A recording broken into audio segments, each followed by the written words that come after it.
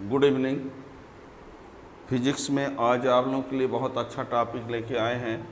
वो टॉपिक है derivation of Newton's third law by Newton second law, या derivation of Newton's third law by law of conservation of linear momentum. यानी conservation of linear momentum से आपको third law derive करना है, या ये कह सकते हो कि न्यूटन सेकेंड लॉ से थर्ड लॉ को डिराइव करना है। दोनों एक ही क्वेश्चन है। यानी चाहे आप ये लिख दीजिए derivation of Newton's third law bye conservation of linear momentum.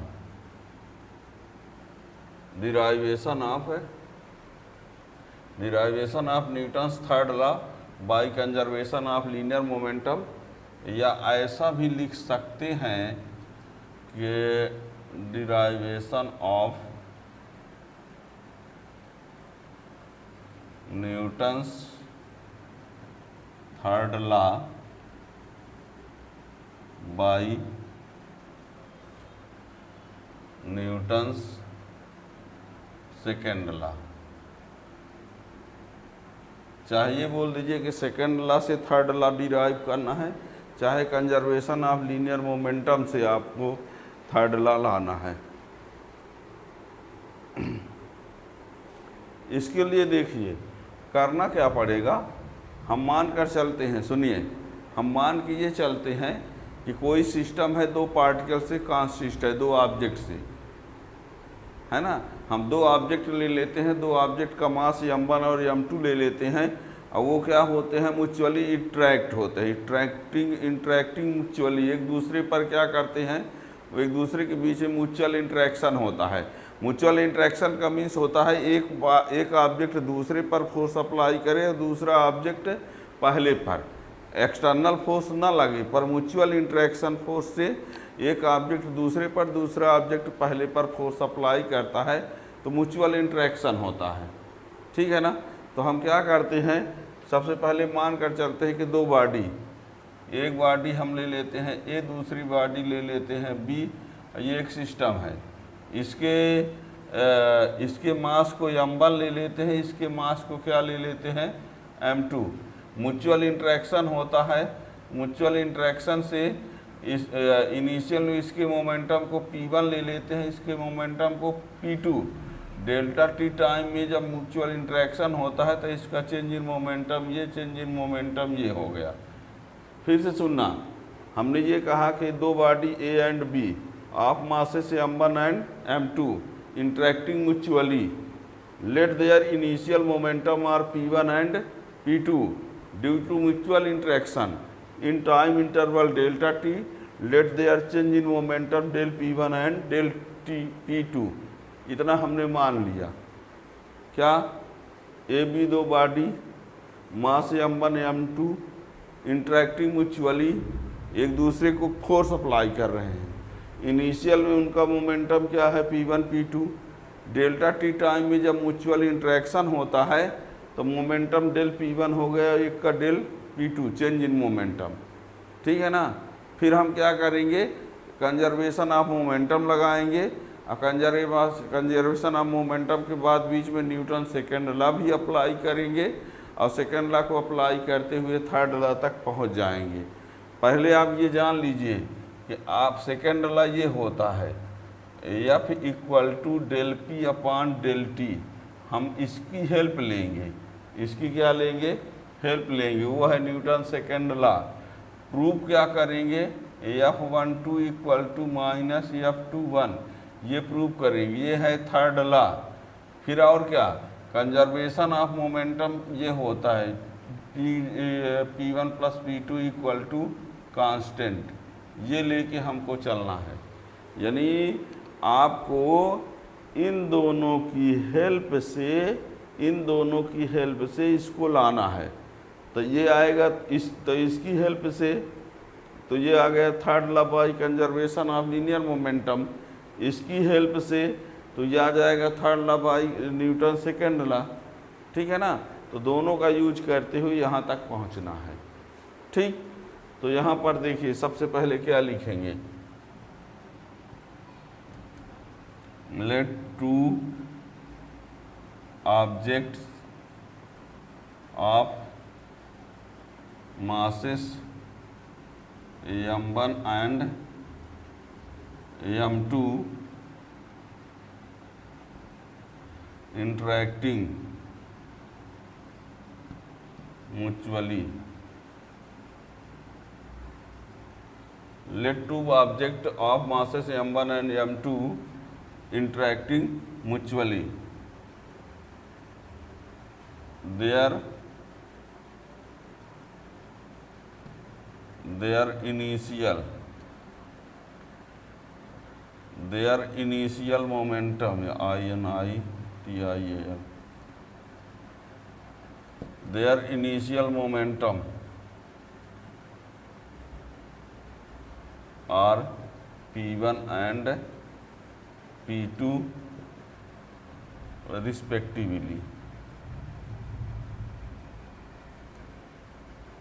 क्या कहा, let two objects of masses m1 and m2 interacting mutually, their initial momentum are p1 and p2 respectively, due to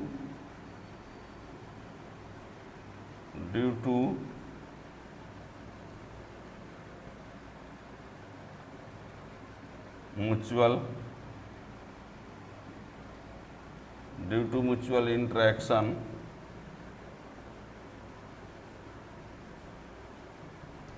in time interval delta t,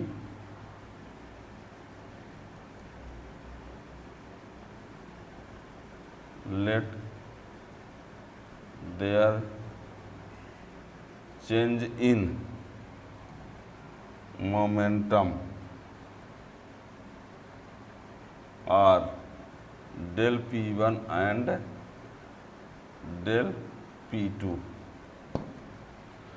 ये सब हमने यहाँ लिखा। वैसे भी let two object A B भी कह दिया, मासेस m1 m2 कह दिया, इंटरेक्टिंग म्यूचुअली एक दूसरे पर फोर्स अप्लाई करते हैं, इनिशियल में मोमेंटम P1 P2 लिया है, delta interaction delta time T तक होता है, तो चेंज इन मोमेंटम ये रहा।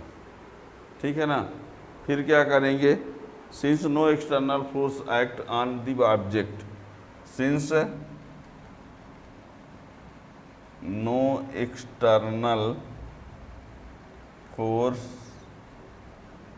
act on the object, then by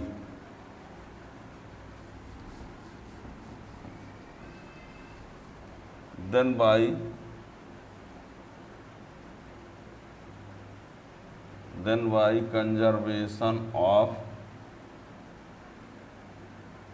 linear momentum, then by conservation of linear momentum P1 plus P2 equal to constant। इसी को चाहे तो लिख सकते हैं P1 plus P2 equal to 0, del P1 plus del P2 equal to 0, del P1 equal to del P2 dividing del T on both side। तो क्या हो जाएगा, del P1 upon del T equal to minus del P2 upon del T। ये equation number first. ये ठीक, conservation of linear momentum P1 plus P2 equal to constant. अब del P1 plus P2 equal to 0, del P1 plus del P2 equal to 0, del P1 equal to minus del P2, transposing कर दिया, divide कर दिए del T से, तो ये आ गया। ठीक है ना, अब देखिए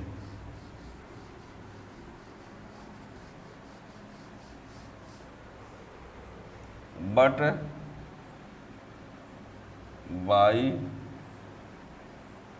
Newton second law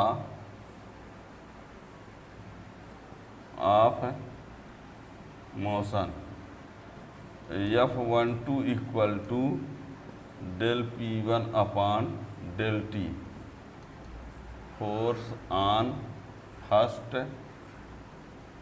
body due to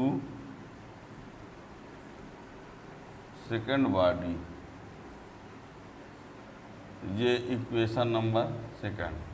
and F21 equal to del P2 upon del T, ये है force on second body due to